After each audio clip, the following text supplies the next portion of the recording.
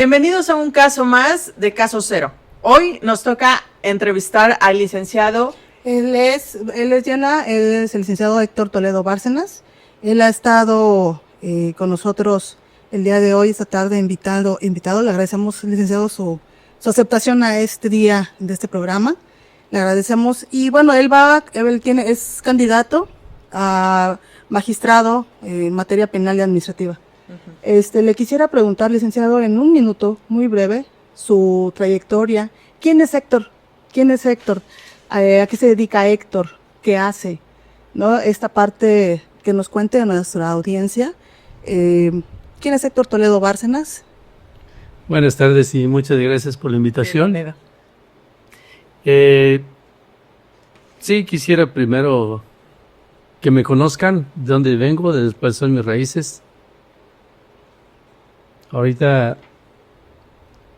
pues estaba estructurando de cómo, si contarles el primer currículum, la historia, pero yo soy hijo de campesinos. Y yo a los 7 años me tuvieron que llevar a un internado porque nosotros somos 12 hijos. Mi padre pues era campesino jornalero o le ayudaba a mi abuelo para de alguna forma cosechar o alimentar a todos los hijos y familia, tanto de mi abuelo como de mi papá. Pero como éramos 12 hijos, entonces pues era muy complicado para él mantener a todos, de modo que a los 7 años me llevan a mí a un internado que estaba a 2 horas aproximadamente del pueblo, del rancho, como decíamos nosotros, el pura terracería. ¿Qué número de hijo era Héctor? Yo el séptimo. El séptimo. Pero, el séptimo y a los 7 años al internado. Exacto. Y voy al internado. El internado pues sí, para mí fue muy difícil porque pues dejé de ver a mis padres. Lloraba todos los días porque pues, estaba encerrado. Algo bien curioso porque los primeros días, a lo mejor las primeras semanas y creo hasta meses, siempre tenía la tentación de saltarme la barda para salirme y ahí buscar a mis papás. Sin embargo, reflexionaba y yo decía, si me salto la barda, pues tampoco tengo a dónde ir porque estaba muy retirado el internado de la población de la zona rural donde vivíamos nosotros. ¿Todos sus hermanos fueron al internado? No todos, nada más su servidor. Fui al internado. En ese tiempo mis padres lo que querían de mí era que fuera autosuficiente y que... ¿Que era muy travieso o qué? No, pues es que éramos 12, no podía mantener a todos.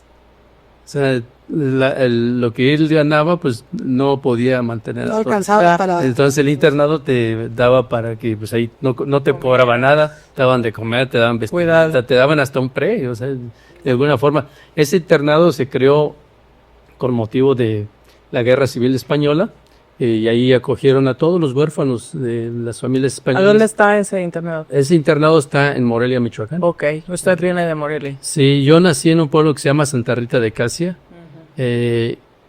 y pues yo nací ahí y entonces ingreso al internado para ahora sí que aprender un oficio. Sí. Ese oficio pues había carpintería, albañilería, electricidad y había el de peluquería. De modo que cuando yo conocí esos talleres, escogí peluquería. Y a los 12 años me gradué de peluquero. Ahí cuando yo me gradué de peluquero, pues yo estaba muy feliz. Yo decía, pues ya no me muero de hambre. Claro. Ya voy a tener un taller una peluquería como la de ¿Y lo veían sus papás? No, mis papás me veían una vez cada 2 meses. Okay. Y eso porque yo tenía que salir. Bueno, un poco ahí también esa parte de la historia. Cuando yo salía, eran los fines de semana y a veces vacaciones, y iba al pueblo donde yo estaba con mis padres, y esos tiempos me dedicaba yo también a trabajar en el campo con mis padres, porque no era para ir a divertirme o para pasármela bien, iba a trabajar. Incluso pues yo era uno de los chiveros oficiales, porque mi abuelo tenía muchas cabras, y yo era el que me subía a la montaña con las chivas a cuidar las chivas, ¿no? Y era muy emocionante, pero bueno, yo lo digo ahorita, pero en aquel tiempo a veces sí se estresaba uno, porque si se le perdían las chivas a uno lo regañaba. ¿Verdad, no? Pero pues, y uno era muy pequeño, entonces... Sí, eso mucha responsabilidad. Mucha responsabilidad. Me subía a todas las montañas y me subía a los árboles más altos para ver dónde estaban las cabras ahora sí se les fue las cabras, ahora sí. Ahora sí ese día, ¿no? Aquí en su en su volante que tiene, dice, quien ama al pueblo dedica su vida a servirlo con humildad y compromiso. Y yo creo que esta parte de, que dice, ¿no? Esta frase de, para servirlo con humildad y compromiso, viene desde ahí, ¿no, Héctor? Sí. Desde que pasaste todas estas situaciones, vienes de una familia de 12 hermanos, con carencias, como muchas familias mexicanas las hemos tenido, vienes, pues, empezaste de abajo, ¿no? Y ahora, pues, bueno, estás con esta responsabilidad que quieres este próximo 1 de junio, ¿no? Yo creo que esta es la forma ya para magistrado, ¿no? Para magistrado, sí es. Esa sería la forma de servir, ¿no? Es un servicio al pueblo. Esta manera de humilde, sencilla, ¿no? Hace ratito hablábamos cuando ibas llegando de que, pues, la reforma tiene sus cosas buenas, todo es un cambio y que va a ir mejorando, no tengo duda, pero que nos ha permitido conocerlos a ustedes como seres humanos y no nada más a través de traer como una imagen de toga, ¿no? De un magistrado, ¿qué hace un magistrado? ¿Qué hacen en el Poder Judicial? ¿No? Porque tú también formas parte ahorita del Poder Judicial, pero pues siempre es como si fueran dioses, ¿no? No sabemos, no conocemos, y cuando va uno y toca la puerta al tribunal para que nos atienda un magistrado, un juez, es complicado, ¿no? En los juzgados siempre nos van a mandar primero al oficial judicial o luego nos mandan al secretario y muy de vez en cuando los atiende el juez, ¿no? Y el magistrado, pues, mucho menos. Correcto. Así es, sí. Héctor. Pues bueno, pues esta parte que nos has contado es interesante, ¿no te parece, Diana? Y creo... Sí, y yo creo que la formación, ¿no? La base es forma, como decíamos, y creo que este andar en su vida ha formado. ¿Cómo es que elige el candidato a magistrado esta profesión de abogacía? ¿Por qué? Sí.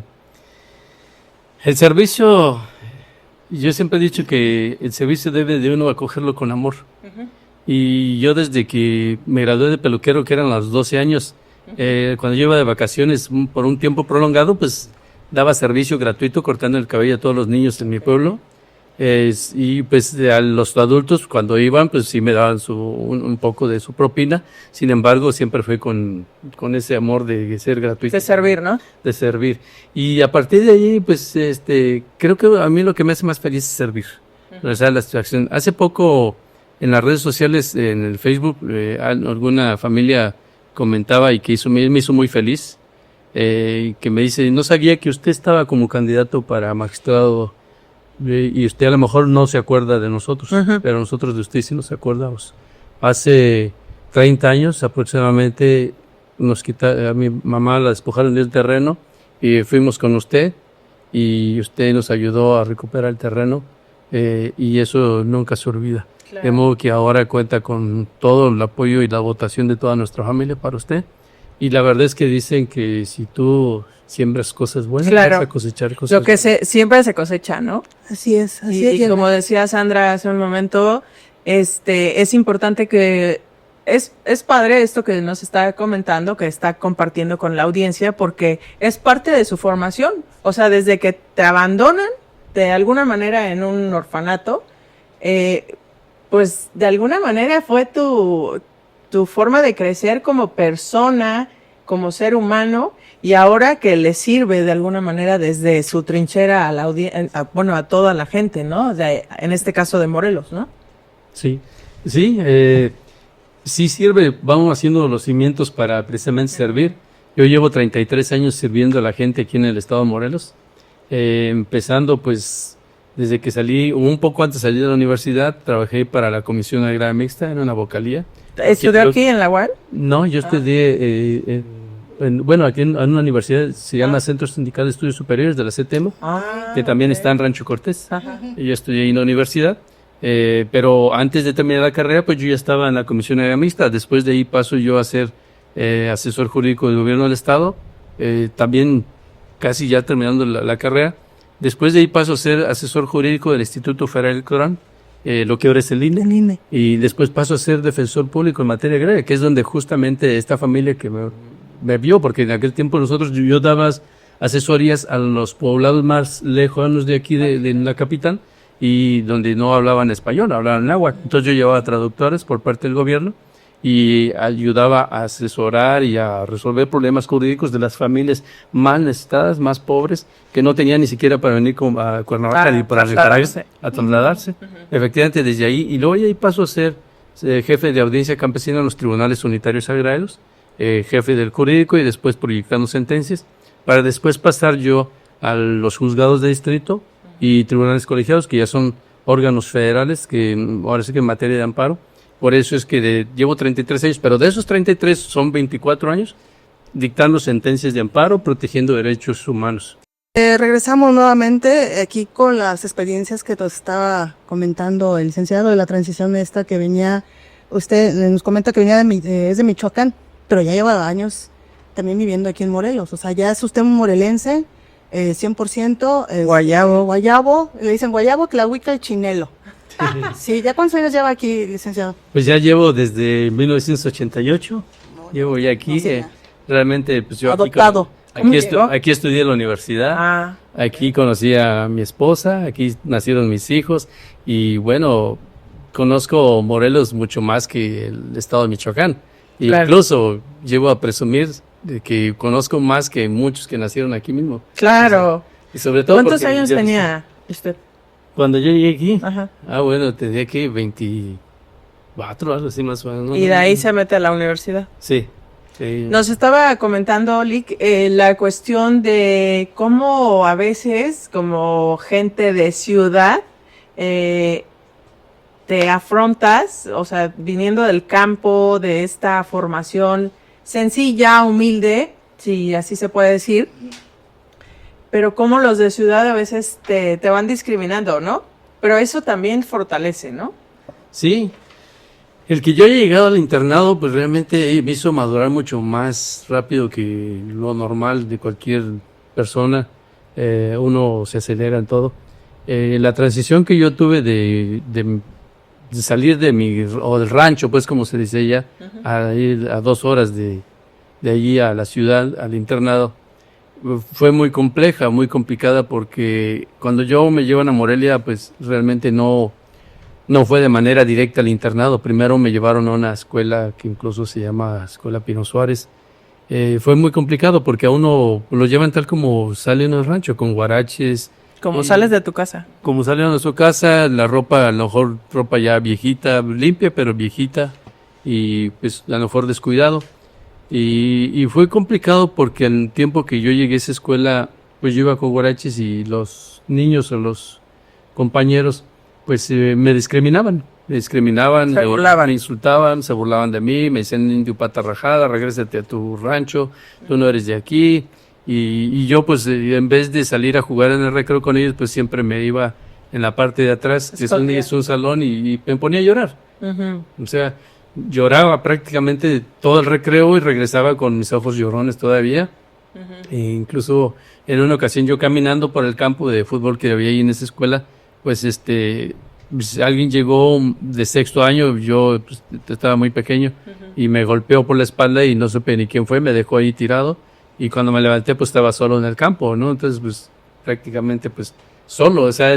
aprender a defenderse, ¿no? Sí, no, y además pues era muy pequeño yo, ellos eran mucho más grandes que yo. Entonces, sí fue muy complicado, por lo menos los primeros 15 días ahí.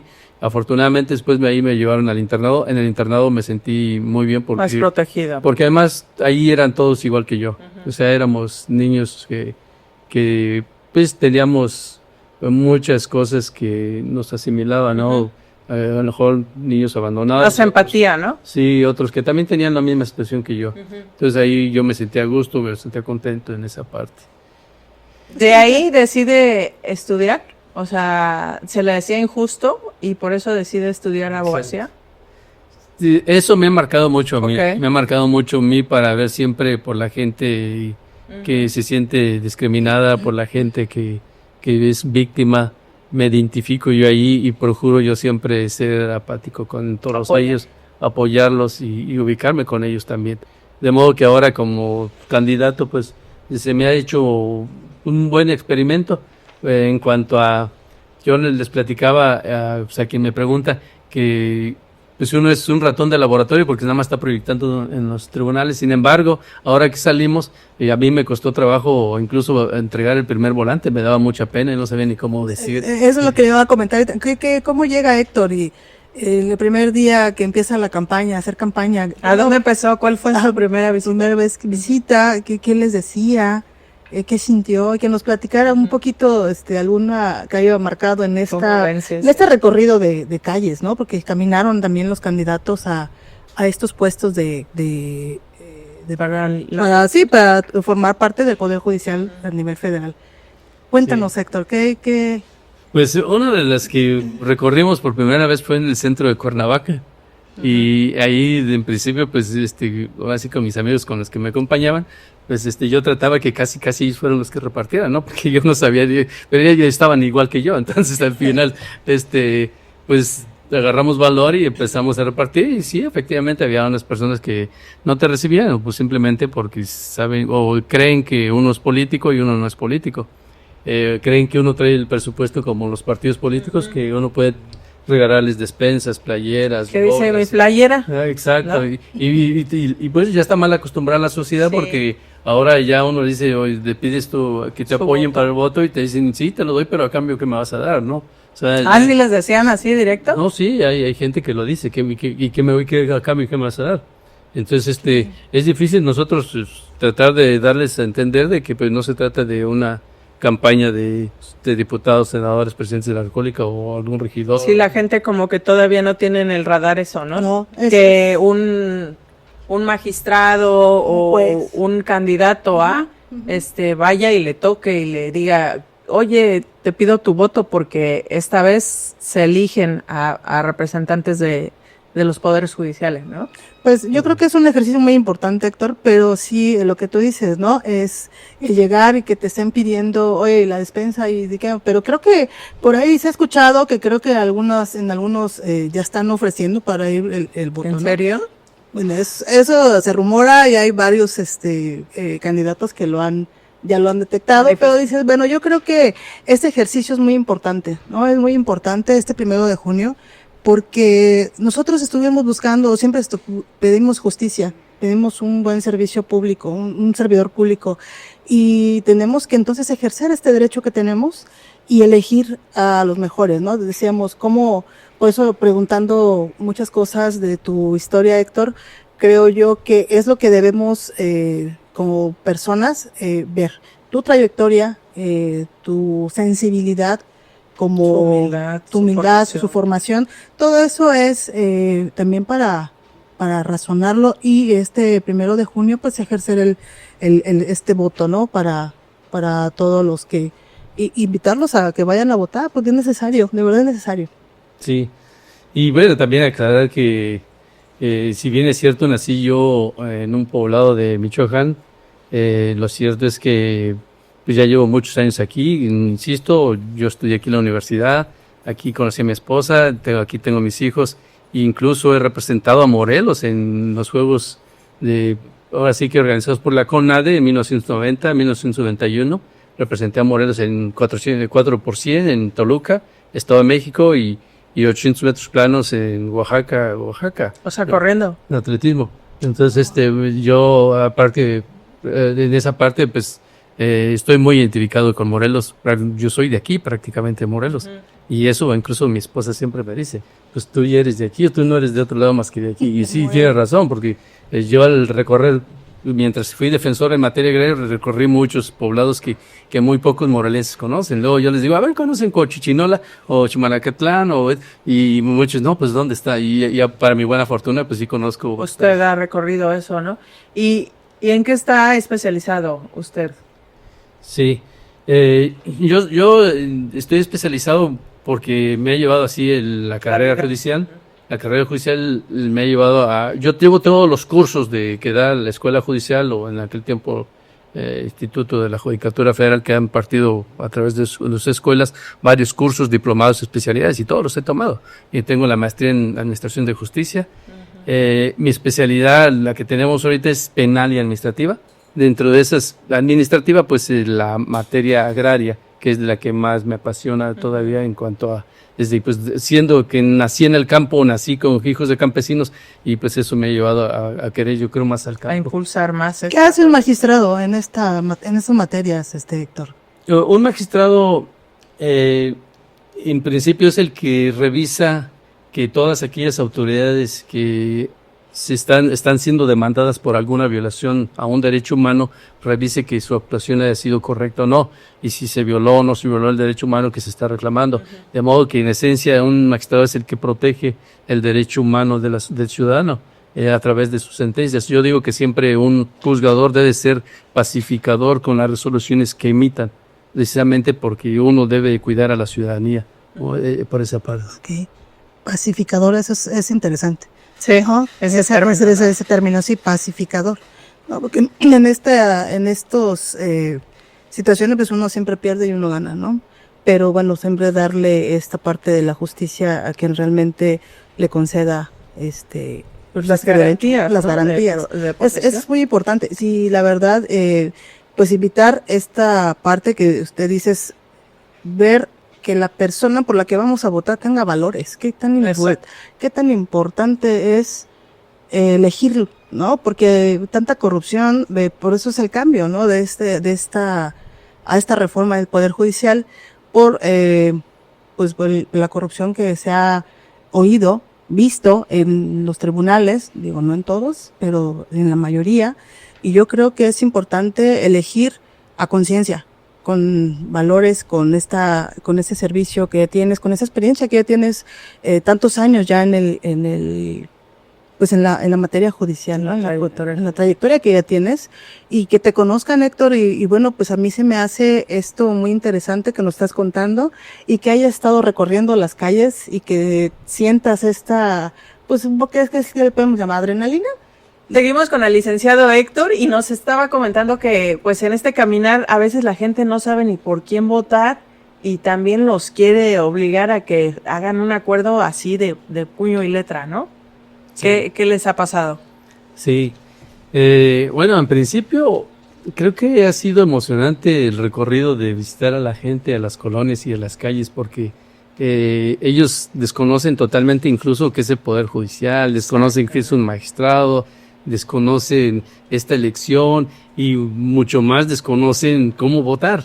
¿Y si les explica a usted? Sí, y nos confunden en que pues insisten de que pues, somos igual que los diputados y los senadores, pues que ahora nos quieren obligar a que firmemos ante notario pues a las obligaciones que uno se va a comprometer. Ándele, no se nos vayan a echar a correr. Sí. Además de que creo que no saben, ¿no? Muchos de las personas que día a día ustedes visitan no saben que esta elección, esta campaña, ustedes la están pagando de su dinero. O sea, no hay un financiamiento, un recurso público que avale o que les ayude a ustedes a hacer todos estos recorridos, a imprimir estos volantes o a imprimir todo eso. Ustedes lo están pagando. ¿Cuántos municipios han recorrido? Correcto. Bueno, municipios, Damas, tenemos 4 municipios, los cuales toca el distrito 1, que corresponden a nosotros, que es Cuernavaca, Jiutepec, Emiliano Zapata y Temisco. Pero dentro de todos los que hemos recorrido, pues incluso como de manera chusca, pues sí, nos tocó esta persona que tuvimos que explicarle primero, le quisieron, bueno, mire, ni somos políticos, ni tenemos un presupuesto como los partidos para poder nosotros regalar playeras o gorras. Yo creo que les han de insistir mucho en eso. Sí, ya están mal acostumbrados a que sí, te doy, pero en cambio dame esto, ¿no? Y nosotros pues sí, nos cuesta trabajo aclararles. Para nuestra buena fortuna, después de que les explico, no lo entienden muy bien. Lo entienden muy bien cuando dijimos, no, es que aquí no venimos a decirles que les vamos a arreglar la calle o a alumbrar la calle, porque en principio ni son facultades de nosotros vamos para ser juzgadores o para estar como titulares de juzgadores, pero esa no es nuestra función. Pero además tampoco tenemos el presupuesto y tampoco sería válido, porque si uno compra el voto, ¿cómo vas a vender la justicia? Claro. O sea, ¿no? Imagínate, desde ahí va a decir, pues si te lo compro, al rato me desquito con los que son parte en el juicio y dicto una sentencia a modo de quien me vaya a dar más dinero para recuperar lo que yo acabo de invertir con los ciudadanos. Y creo que por ética o por principios de todo tipo no debe ser así. De modo que eso se los explicamos con claridad y afortunadamente lo entienden y eso es lo bonito de todo, que cuando lo van entendiendo y sales, te dicen el voto está con usted. O sea, esa es una gran satisfacción. Y Héctor, ¿y te has encontrado quien te diga, sí, pero voto por ti a cambio de qué? O Sí, claro. El mismo en el Vista Hermosa tocamos y la que nos abrió sí dijo, pues sí, pero a cambio de qué. Y entonces uno tiene que explicarles pues que nosotros es muy diferente. La campaña que estamos llevando con el Poder Judicial es totalmente ajena a lo que hacen los partidos políticos. No somos de ningún partido político y que como tal pues deben de escucharnos para poder entender esa parte. Ok, y dentro de tu trayectoria, Héctor, nos comentabas que, bueno, más bien quisiéramos que nos des un ejemplo de un derecho humano en materia agraria. Para que la gente entienda cuál es el... Pueda tener un poquito mayor conocimiento de este trabajo que se realiza. Sí. Por favor, Héctor. Sí, es muy importante la reforma, porque sí hay vicios que deben de corregirse dentro del Poder Judicial de la Federación. No generalicemos, porque hay gente valiosa también que hay que considerar, claro, no pero todos son una iguales. gran parte también dan mucho que desear. Desde no estudiar bien los asuntos, lo cierto es que en la experiencia que yo llevo de 24 años en el Poder Judicial de la Federación hay muchos casos, pero me gustaría citar uno de ellos.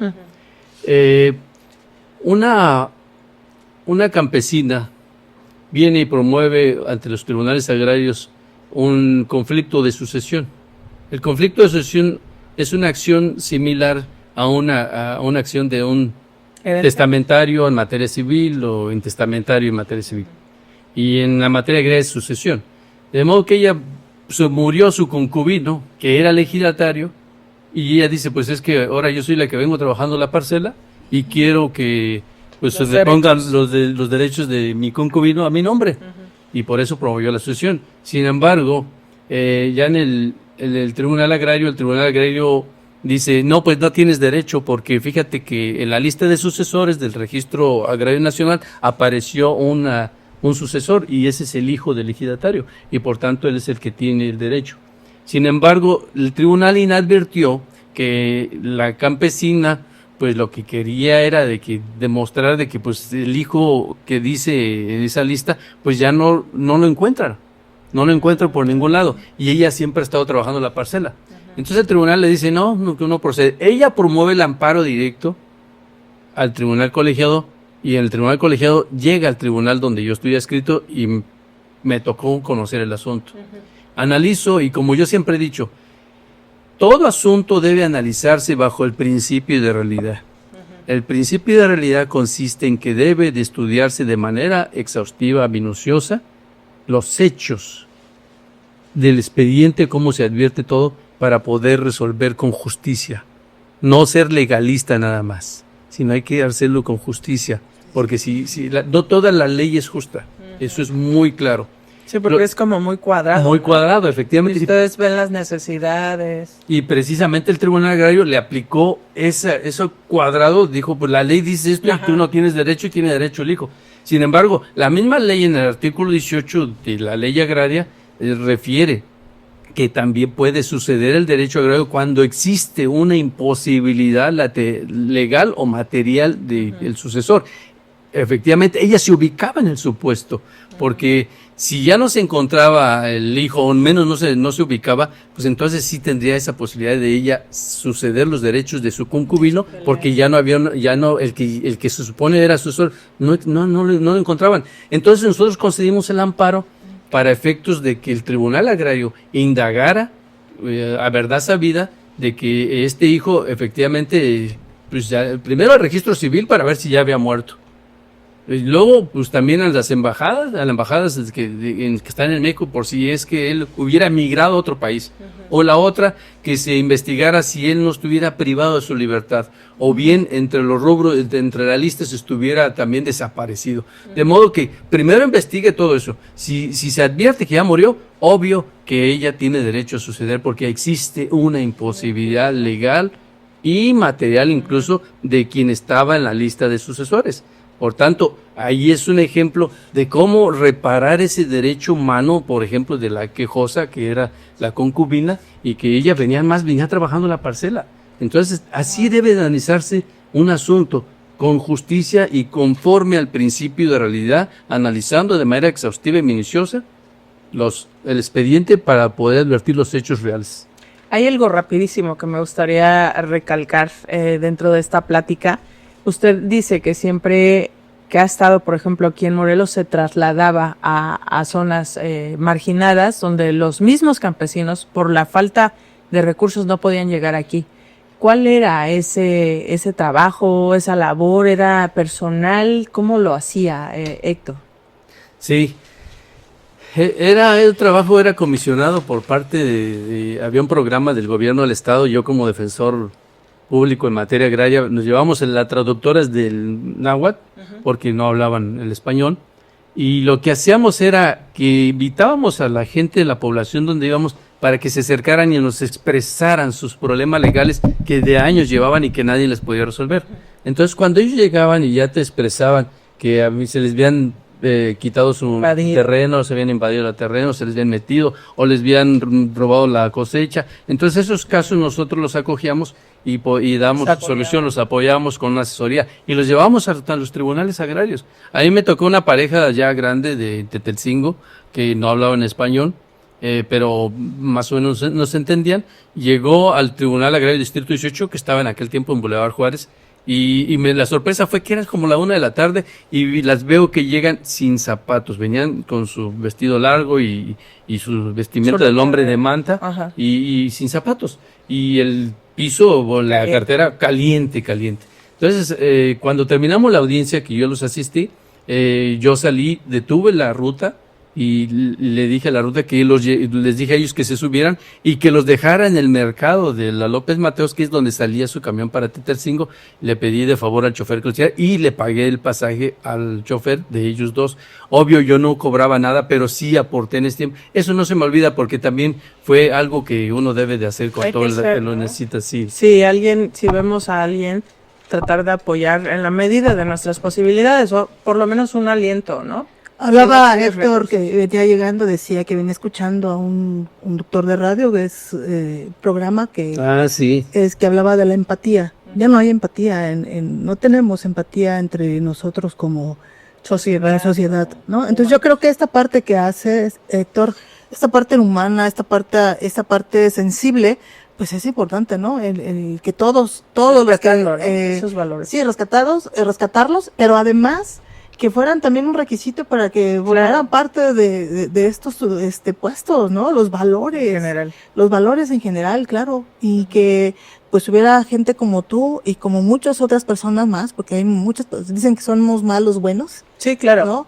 Y que todavía podemos rescatar esta sociedad y que todavía podemos hacer. Y pues bueno, Héctor, invitarte a que nos digas ¿cómo vamos a votar? ¿Por qué debemos de votar por ti?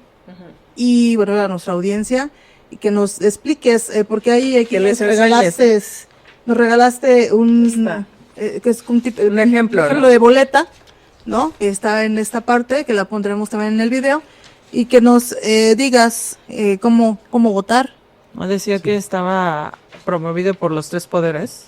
Sí, y en esa lista complementaria aparecí, efectivamente, y de ahí para acá pues es donde yo quedé nada más en el Poder Legislativo, y tengo carrera judicial. No porque venga nada más del Poder Legislativo, no van a pensar que no tengo carrera judicial. Claro que la tengo y está aprobada.